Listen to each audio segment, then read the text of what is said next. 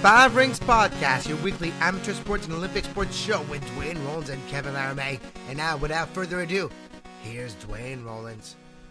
Welcome back to Five Rings. We're getting close, Kevin. We're getting very close. And with the news today, or I guess this week I should say, that the North and the South are going to march in together, I'm getting a little more hopeful that it's going to be an okay set time and we can just enjoy the games, Kevin. But we're going to get to that soon.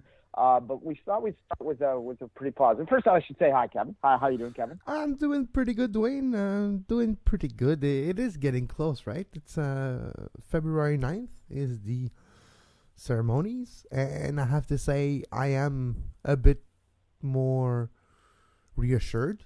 The fact that Korea unites to come in, Hockey Korea unites, period, to play on the women's side.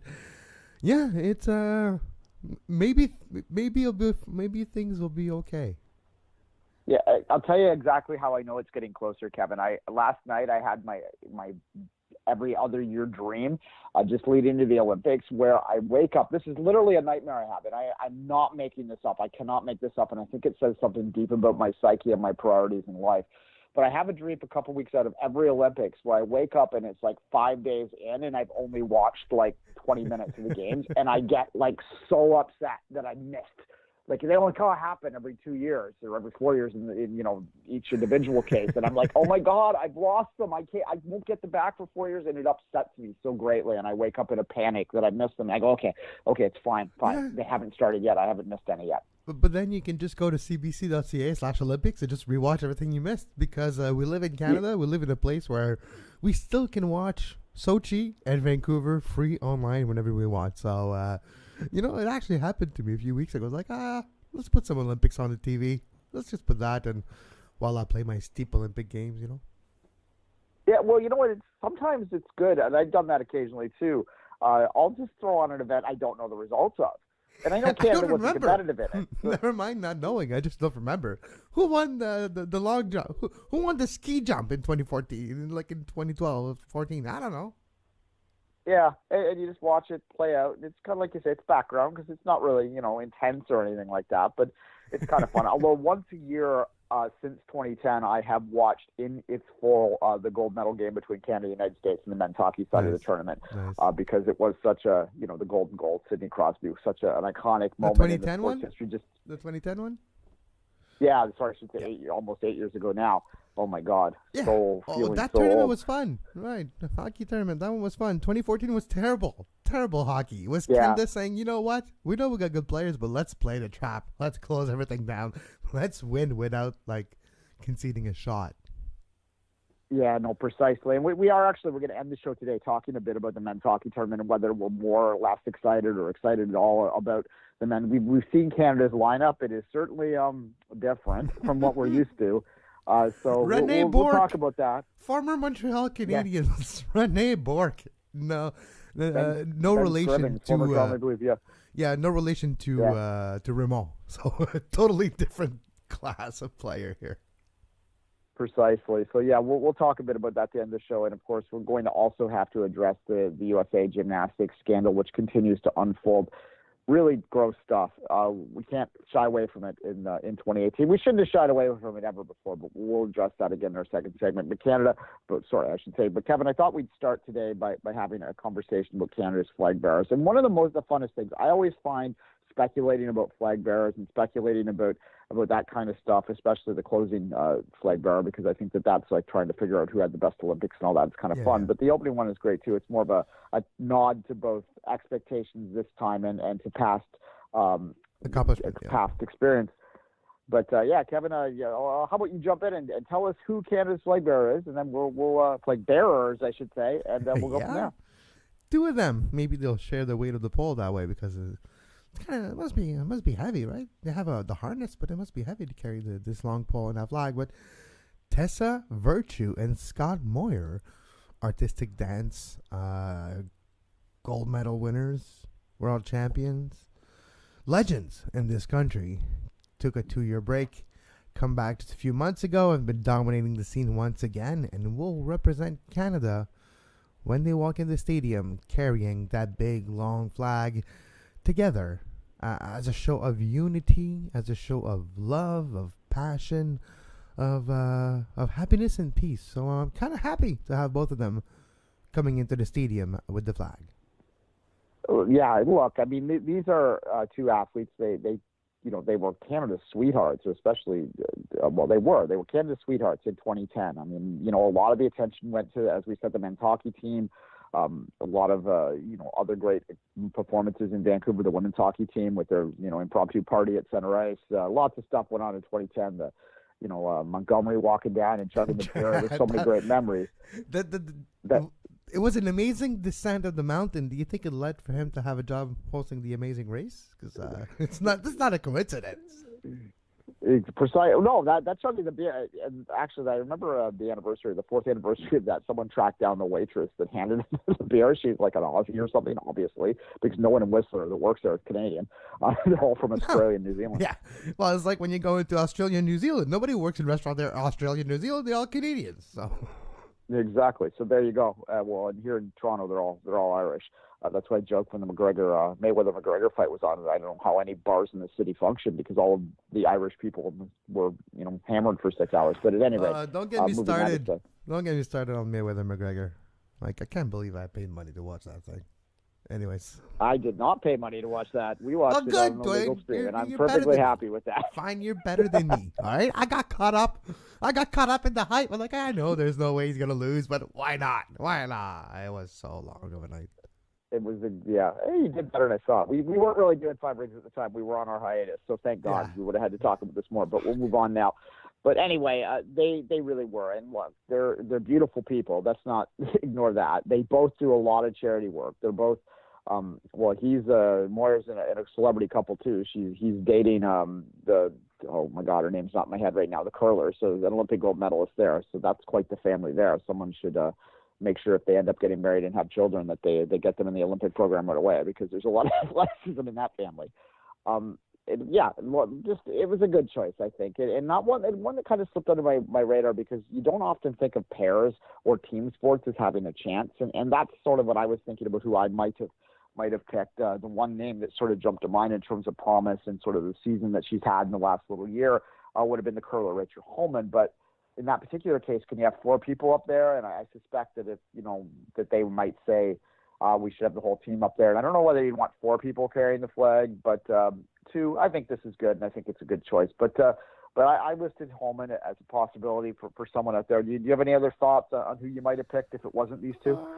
There's a few choices you could have gone with, but like me, it's maybe personal reasons. Maybe the accomplishment at the Olympic level don't necessarily justify an Eric Gay with the example of FlagBearer, but to make sure that people are aware of the great skiing performances of the last 5 to 10 years, I would say, Duane. Like the Jan Hudaks and they all got injured now, unfortunately. But over the last 10 years, we had a lot of great performances in Ski Canada, and to maybe make it known a bit more that we have great skiers in Canada, and that we still have some great podium potential if injuries meant, like Eric Gay.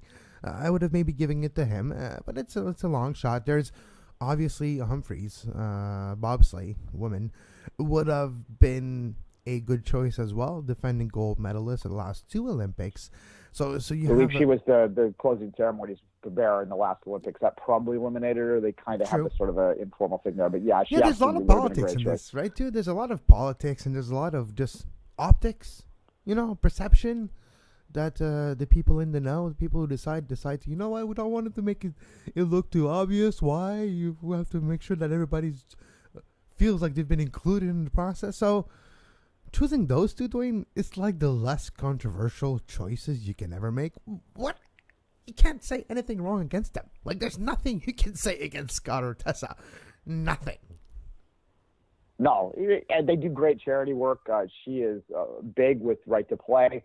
Lots of great work there being done all the time, and just it's hard to, like I said, they're kind of like when they won in 2010, they actually were together as a couple, so they were kind of like Canada's golden couple. They've since moved apart romantically, but they still remain amazing friends and great partners together. By the way, the person that Scott Moore is dating is Caitlin Laws, who was the gold medalist in curling at the last Olympics. I was looking for it and I couldn't find the answer. Can you imagine, Duane, though, skating with your ex every single day. Go pick her up. Go there. Literally pick her up off the ice. Make sure you don't drop it. You just got an argument, and she took the nice linen when you broke up. So you throw it on the air. Like, do I catch her? A lot of emotion and conflicted sentiment, I imagine, when you're skating with your ex. How about that? Can you imagine? And it's surprising how that romantic end of their relationship didn't spell the end of their working relationship, of their Olympic career together. That's a lot. I wish we can have him on the show to talk about this. Maybe it's something they don't want to talk about, but it fascinates me. That would be uninteresting, but it's fascinating, though. Can you imagine? Yeah, it's not. It's fairly common within especially the dance. For some reason, that seems to. It's very intimate too when you watch it. You can understand how that might evolve. Anyway, trying to dance a tango with someone on the ice without feeling a little something. No, precisely. You're with them so much too, and if you're an elite athlete, it makes sense. But this isn't a dating show, thank God. We fail. Should briefly. Yeah, well, I mean, Duane's dating exploits. That would be something that anyone would not want to see. The Swipe Right, the podcast. Swipe Right, the podcast. That's the name of the show. That's amazing. Swipe Right, the podcast. Not my first rodeo. I can come up with podcast names in my sleep. Caitlin Laws, by the way, qualified last week for the Olympics, for the second straight Olympics. She failed to get through on the women's side. Rachel Holman, as I said, won the women's berth for the Olympic trial. Caitlin Laws was the runner-up in that point, but she went on, got over that disappointment, teamed up with John Morris, the 2010 gold medalist from Vancouver on the men's side. And we have the 2010 and the 2014 gold medalists as the male and female leads on the first ever Olympic mixed curling doubles team for Canada, and you'd have to put them in as the gold medal favorites too. So there's something as an aside. But any other per people who are jumping out before we move this conversation? Maybe take a quick break and we'll talk about the USA gymnastics stuff. Not really. I don't necessarily have any names. I do. When I heard about it, I was like, yeah, it's a good choice. We speculated that maybe Marie-Philippe Poulin of the Canadian women's national team in hockey would have been chosen. She could have been one of the chosen ones. But it's all worthy names, in my opinion. You're not going to get a controversy from me with the choice that Canada made this time around. Justin Trudeau, Prime Minister of Canada, announced it earlier this week. And, well, it's a non-issue. We're just happy we'll see them.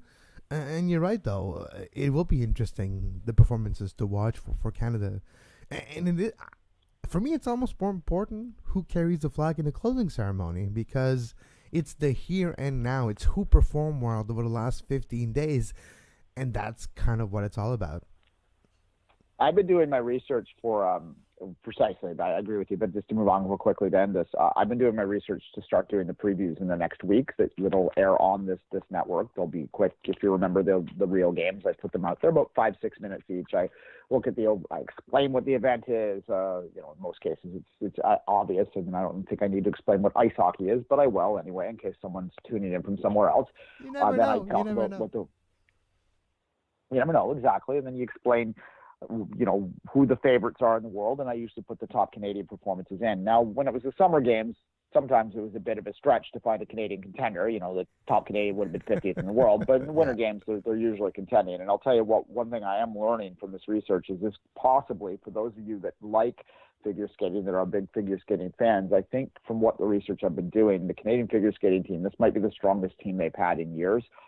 There are at least 3 or 4, maybe his top end 5 medal contenders there, and you have, on the women's side, depending on what happens with the Russian skater, you could have a gold medal favorite there on the Canadian women's side, which would be, the first time in generations that's happened. You have the obviously more, and these two are going to be the gold medal favorites. They're the defending world champions, and the team event has to be in there right there for gold medal favorites as well. So it could be a very exciting time for figure skating fans in this country this time. So that's going to be interesting. And there's a lot of narratives in the figure skating world in Canada this year, and I think it's going to be interesting when you have Patrick Chan changing coach and choreographer not even a year before the game. That's an amazing change. You have to restart and retrain your body to learn maybe a brand new choreography.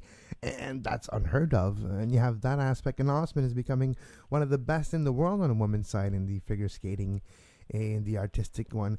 And she is one of the gold medal contenders. So figure skating will be fascinating, at least from the Canada perspective in PyeongChang.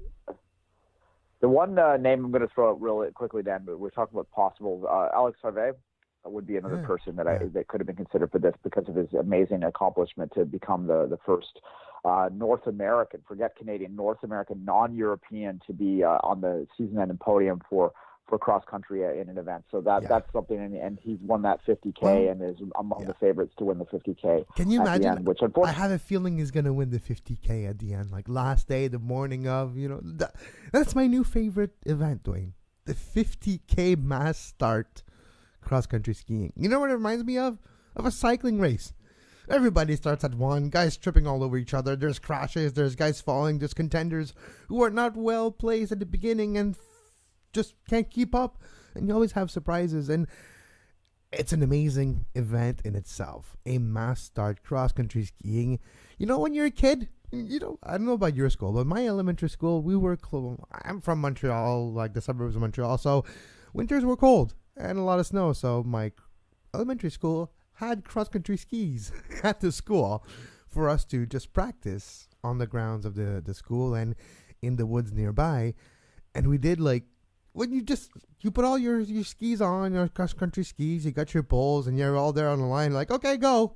Everybody runs at once, and everybody's trying to be faster than everyone. When you step on somebody else's skis, they fall. That's what I love about the mass start. It's like when you're 5-year-old and trying to race with all your friends, but at a high level.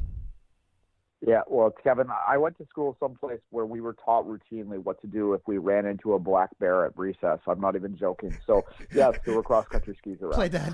Just fall, curl up, and pray. Well, drop your food and walk away slowly is the answer. But make yourself look big. Back up. I am someone who knows what to do if he runs into a bear on a trail. There you go. That is maybe the most Canadian thing I've said in a while, and I talk about Canadian sports all the time. All right, let's take the break. We're going to come back with a more serious topic in the second break before we get into something more fun again.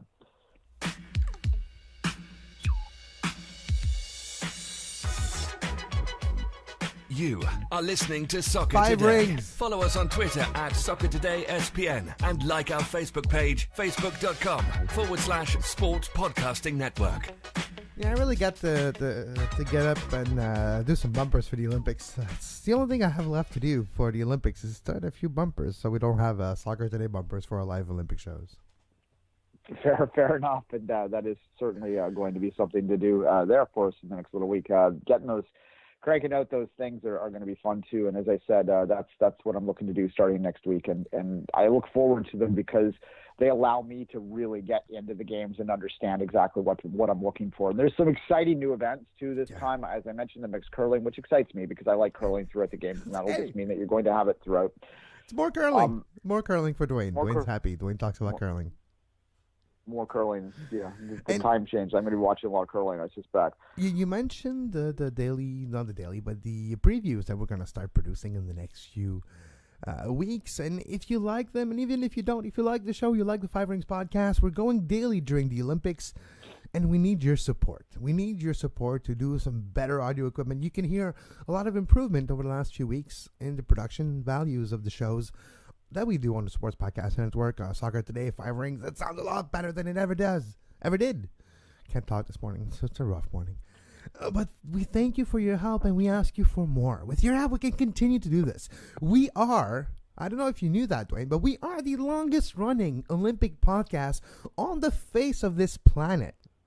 And with your help, we can continue to be the longest running podcast about the Olympics on the planet. Patreon.com. That's patreon.com/Sports Podcasting Network. With your help, we can continue to stay independent. We can continue to focus and try to find networks of contacts in the Olympic movements. People in Korea. Remember, we had friends in Sochi. We had interviews live with athletes in Sochi. And we want to do the same. But we do this. We do need your help. We do need to hire friends. We do need to hire people at the right places at the right time. And with your help, we can continue to bring you independent Olympic coverage, patreon.com/sports podcasting network. And it's 2 years to Tokyo, well, 2.5 years to Tokyo. So, there's the goal there to let us go through there and let us go through there without a break. We did have to take some time off by Brinks for a while because we just didn't have time to do. I had to take a second job that took a lot of time and energy out of me, which made it very difficult. Kevin's working hard as well. And we both, at that time, were working a lot of nights. So it was difficult to sort of squeeze stuff in. And, if you want to help us out, if you like this stuff weekly, it's at the Olympics. There you go. All right. And I wanted to, to finish on this, I want to thank longtime supporters of the show. Don, you know who you are, Donald. We thank you. It's not the Donald you think of. It's a lot more and a lot of nicer Donald. Donald, we thank you very much for your support over the years. Same for Kyle, Dino, and company. Thank you so much for your support over the years. This is why you hear us a lot better with the production values that were upgraded. But with your help, we can do more. Exactly. And Don is my favorite Donald in the United States right now by a long way. Never mind Donald Duck. Never mind the president. Like, Don, you're the man. All right. There's no easy segue into the serious topic that we have to address now. And we were saying off air that it kind of makes us uncomfortable, but it should make us uncomfortable. And of course, we're talking about the USA Gymnastics. I don't even want to call it scandal. This criminal behavior that was occurring. And it's Gymnastic Canada. Let's not forget Gymnastic Canada had some very disturbing crimes taking place over the last few years, but we're just going to talk about Gymnastic USA today. Yeah, Larry Nazar, he was a doctor. I hate to even give him that title because I don't think he's earned it based on the way he was treating his athletes. Right now it's too many to name, and there comes a point, even the greatest doubters of these, and I really don't have a lot of time for people that just routinely and automatically default to the idea that the woman must be lying when it comes to these accusations. Even someone who defaults to there can't ignore the tidal wave of claims that have come against this man. This is not. You have to be like you're crazy if you think that they're all making it up. Like, that's the only way to put it. You are not mentally fit.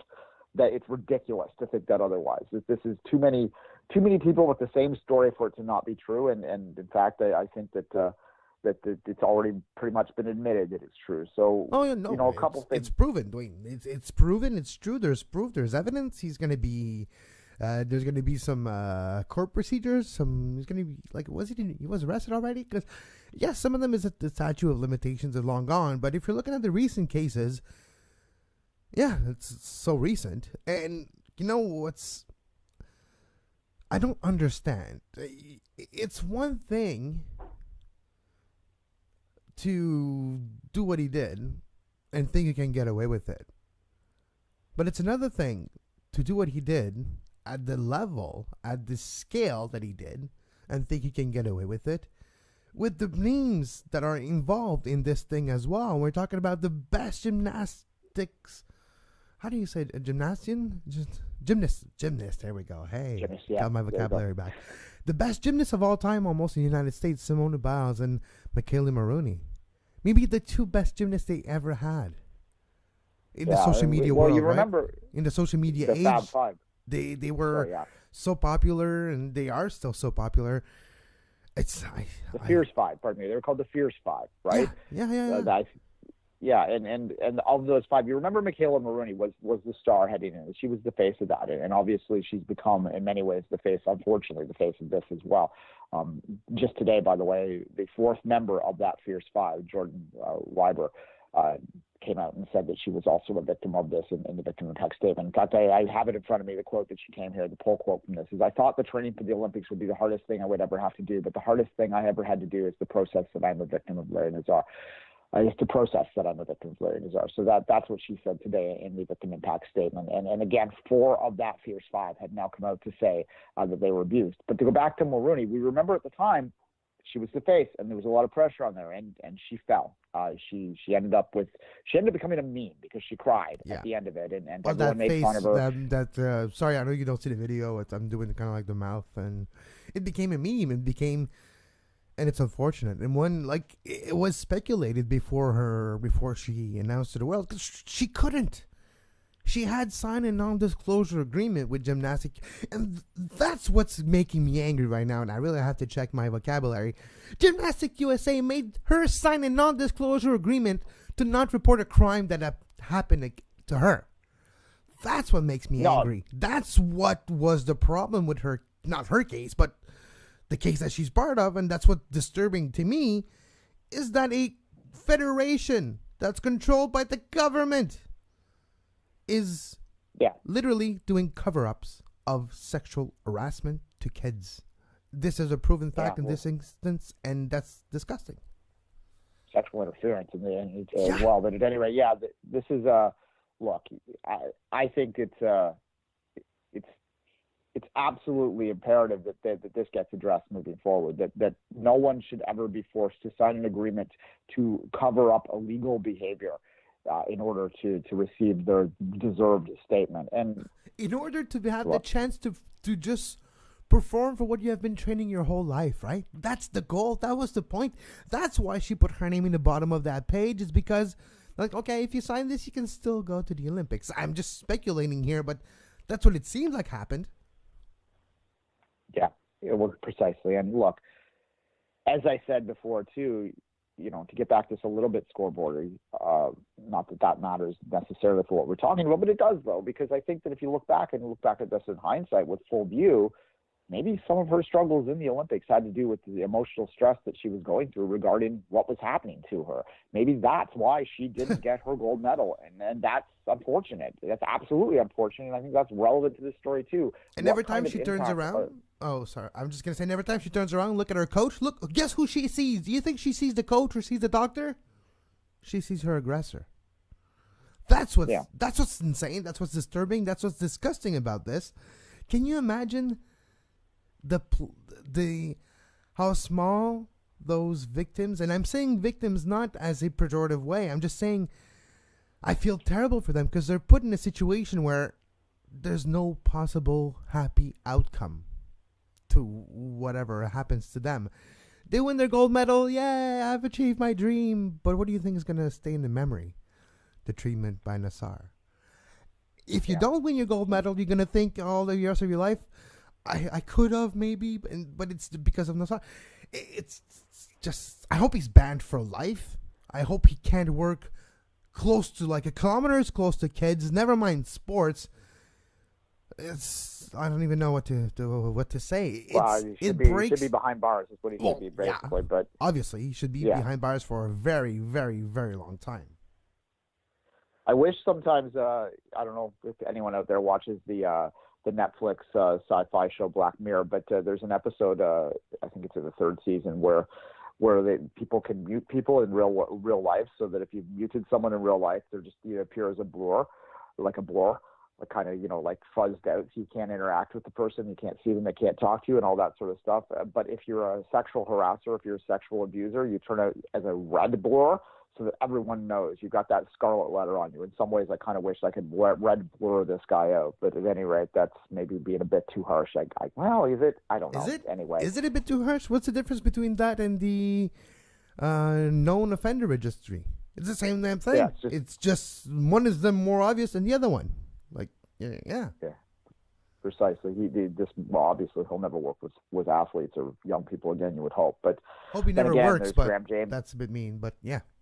Speaking of, you mentioned Graham James. Next Thursday, Duane, in Montreal, Sheldon Kennedy is in town with a therapist doing a special screening of the movie and then talking about it. Unfortunately, I can't go to the actual event, but if you are in Montreal, it's at Concordia University, it might be a interesting time, an interesting evening to listen to Sheldon Kennedy and what he has to say about Graham James. Yeah, well, for our international listeners, really quickly, Graham James was a hockey coach, a junior hockey coach in Canada, a fairly successful one at the time on the ice. That was later revealed that he sexually abused many of the young players that were playing under him, including Kennedy, as you said.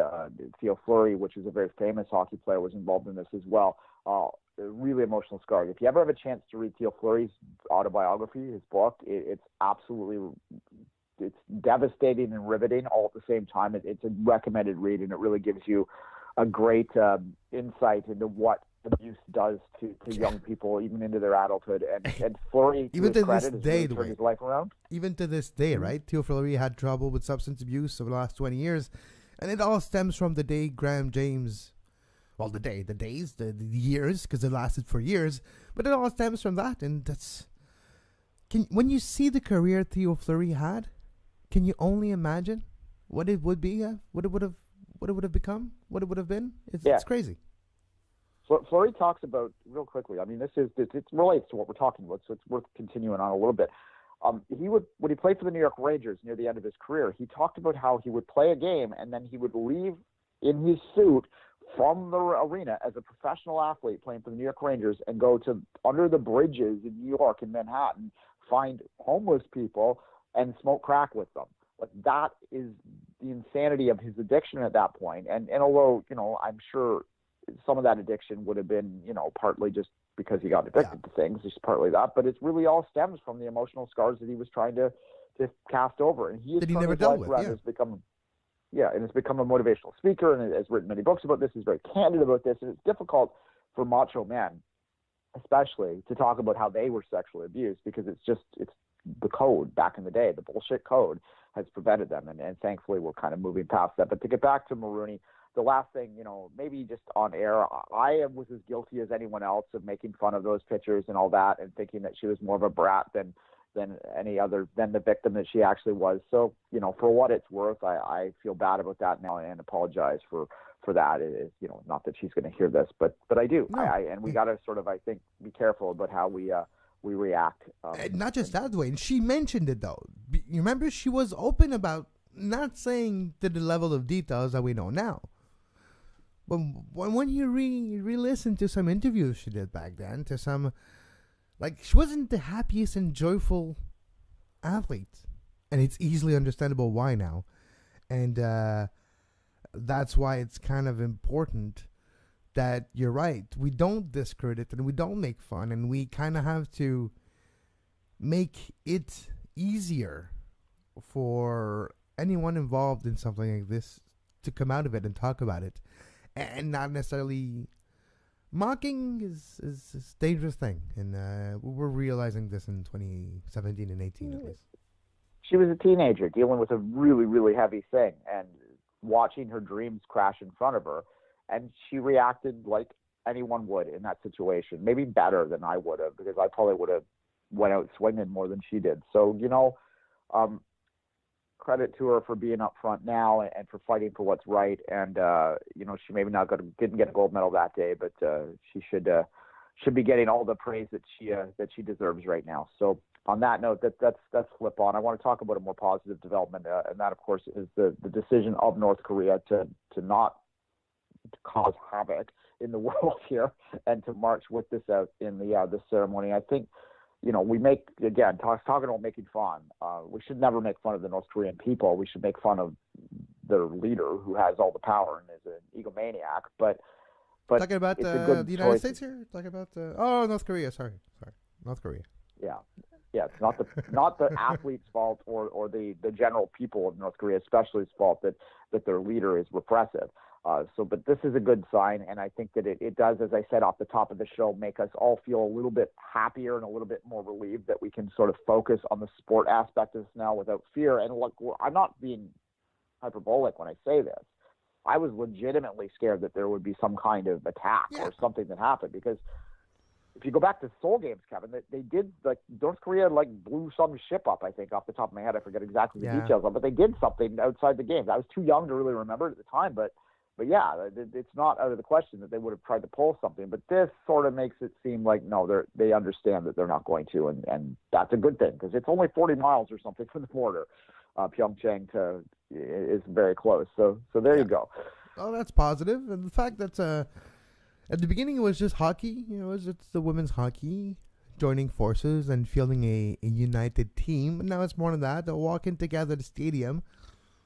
Even if you're an optimistic in this world, you could say it might be the first step to reunification, whatever that could mean, whatever that could be. If that ever happens, I don't know. But the first contact between the two countries in over 2 years happened 4 weeks ago. And it was kind of motivated by the games, by this. Bodes well, at least. It's positive steps, baby steps, yeah, but positive baby steps.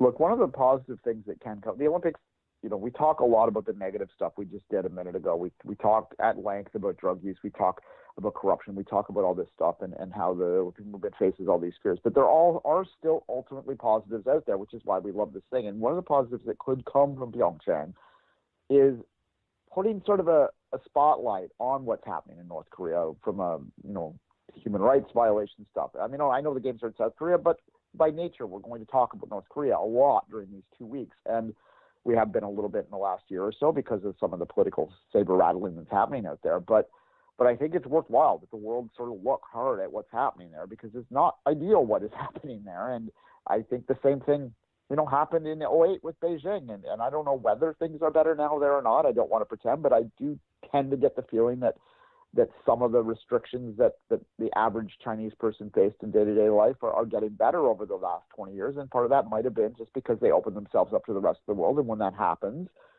you start to get forced and pressured into making changes that are needed. And North Korea is not where the games are taking place. But as I said, this is, going to be hard to ignore. These stories that are going to be coming out over those 2 weeks, those human rights stories that are going to put the spotlight on that. And that's a positive thing, even though it's a negative situation we're talking about, Kevin. It's interesting to me. You remember when a long time ago, and even when I was a kid, when we talk about the Olympic movement, it was literally, this place, the host of the Olympic, it opens themselves up to the world. Because back then we didn't have technology and TVs and stuff where, like, I've never been to Everest, but I've seen Everest, once a week I see Everest on TV at least. You know what I mean? Sure. We've seen things that we haven't seen when things were different. The thing is now, when you organize an international event like a World Cup, like an Olympics, it's not that you open yourself to the world now. Is you open yourself to the people of the world. And that's a big difference. It's not just seeing the thing, is getting to talk to the people, getting to know the people. And so maybe that did happen in China. Maybe that will happen as well.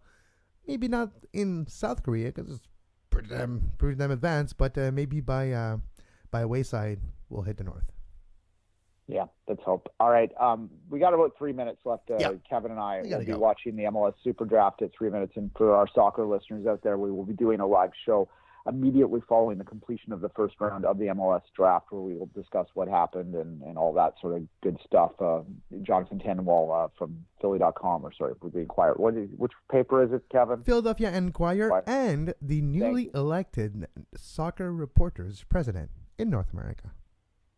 Yeah, Kevin usually introduced him, so I forgot what paper he was with. But at any rate, yes, JT will join us, barring any major Philadelphia Union news. Stick to God, because he'll be on deadline if that happens. But we'll adjust and apply if that occurs. He's on the draft floor. We'll have a live show at approximately 1 o'clock. I think just based on if you're looking at 5 minutes a pick through 23 picks, that will put us around 1.